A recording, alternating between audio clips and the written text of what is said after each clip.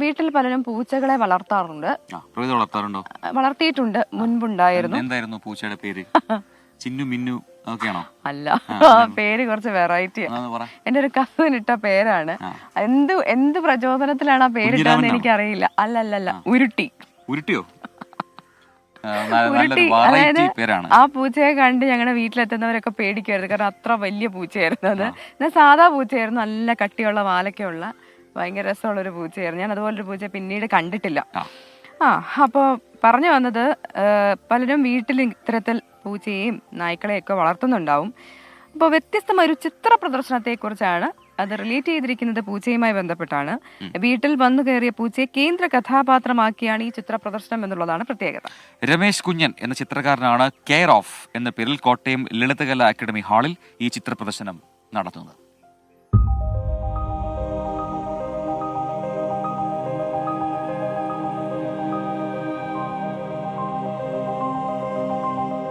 മാക്കു എന്നാണ് ഈ സുന്ദരനായ പൂച്ചയുടെ പേര്. ഒരു വർഷം മുമ്പ് ചിത്രകാരൻ രമേശ് കുഞ്ഞൻ്റെ വീട്ടിലെത്തിയതാണ്. എവിടെ നിന്നോ വന്ന മാക്കു പിന്നെ വീട്ടിലെ ഒരംഗമായി. അങ്ങനെയാണ് ചിത്രകാരൻ്റെ വരകളിലേക്കും മാക്കു കടന്നു വരുന്നത്. മാക്കുവിൻ്റെ വിവിധ ഭാവങ്ങളും അവനുൾപ്പെട്ട വിവിധ സന്ദർഭങ്ങളും ചിത്രങ്ങളായി മാറി.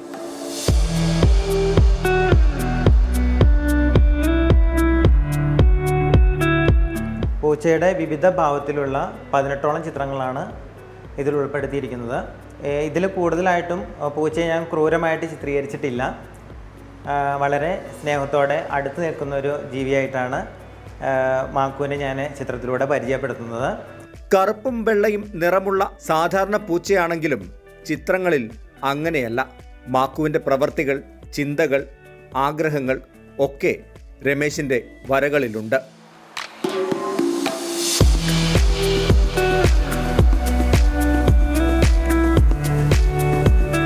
മാക്കുവിനെ പോലെ തന്നെ ആരുമധികം ശ്രദ്ധിക്കാത്ത ചേമ്പിലകൾക്കും ചിത്രങ്ങളിൽ വലിയ പ്രാധാന്യം നൽകിയിട്ടുണ്ട്.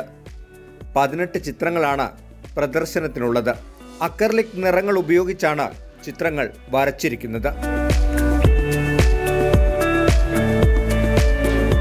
ഞാൻ വരുമ്പോൾ എന്നെ കാത്തിരിക്കുന്ന, വഴിക്കൊണ്ടുമായി കാത്തിരിക്കുന്ന മാക്കുവിന് സമ്മാനങ്ങളോ പണമോ ആവശ്യമില്ല. അപ്പോൾ എൻ്റെ ലൈഫിൽ അവന് നൽകാൻ പറ്റുന്ന ഏറ്റവും നല്ല ഒരു സമ്മാനമായിട്ടാണ് ഈ പ്രദർശനത്തെ ഞാൻ കാണുന്നത്. പ്രായമാകുമ്പോൾ മാക്കു തന്നെ വിട്ടു പോകുമെന്ന് ചിത്രകാരന് അറിയാം. എങ്കിലും കൂട്ടിലടച്ച് വളർത്താൻ തയ്യാറല്ല.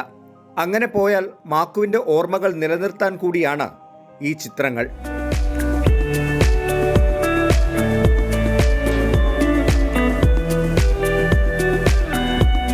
24 കോട്ടയം. യെസ്, അപ്പോൾ അതാണ് ഒരു വ്യത്യസ്തമായ ചിത്ര പ്രദർശനമാണ്. അത് ആസ്വദിക്കേണ്ടവർക്ക് നേരെ അങ്ങോട്ടേക്ക് പോകാം. കോട്ടയം ലളിതകലാ അക്കാദമി ഹാളിലാണ് ഈ ചിത്ര പ്രദർശനം ഒരുക്കിയിരിക്കുന്നത്.